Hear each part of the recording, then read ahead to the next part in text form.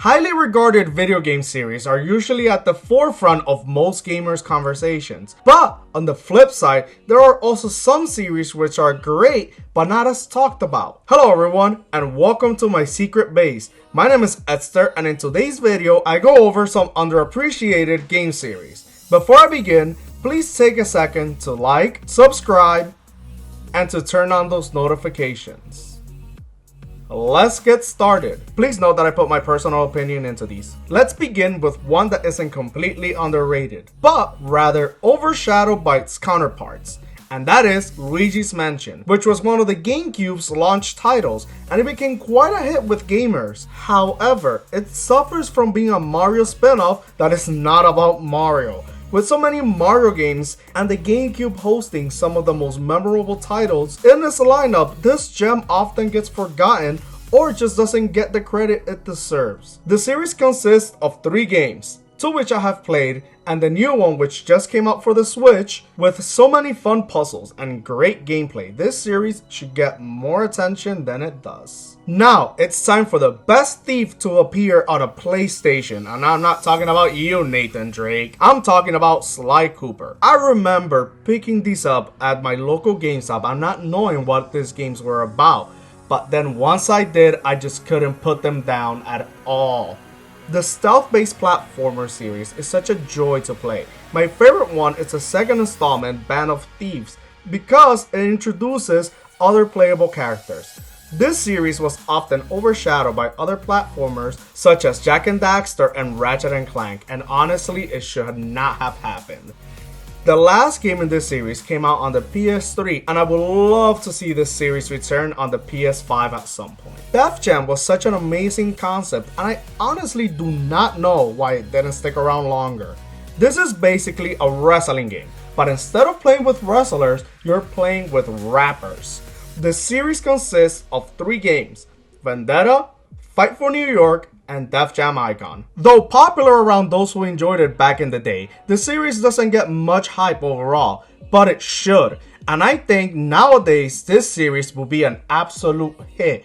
I'm just imagining how great a new Def Jam will look on the next gen console. Just try avoid getting slammed by Fat Joe. Seriously.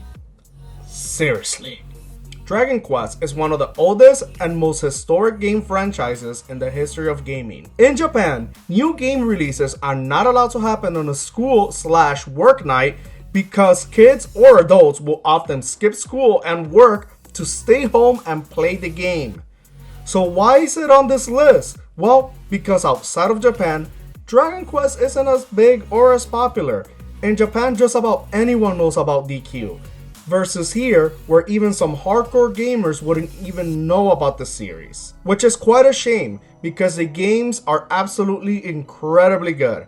If you like RPGs, this is one series you need to pick up ASAP. I was once one of those that completely ignored the series, until I picked up DQ11. After which I went on a quest, pun intended, to play all DQs I could get my hands on. This year, I did my second playthrough of DQ11, and I cannot wait until they announce DQ12.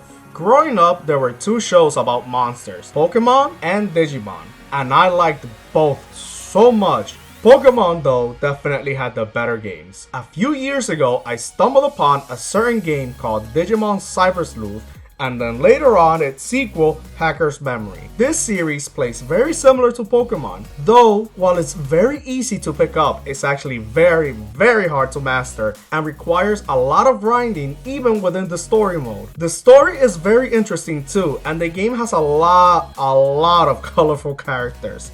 The series usually doesn't even get mentioned in lists of underrated games, but it should. Though it looks like Digimon games are moving away from the gameplay introduced in this game, I hope they do come back to it. I did mention that the series was very unknown, but it was very popular among those who played it. Though these games became popular on the PS4 and now they make their home on the Switch as well, they're actually ports from a Vita game. I can only imagine how great of a game they could make if they made it for the PS5. Just imagine. Well, that is all for this week. What other series do you think are underrated? Do you like any of the games I mentioned in this list? Let me know in the comments below. Also, check out some of my other videos on the screen right now, and like me on Facebook, link is in the description. See ya!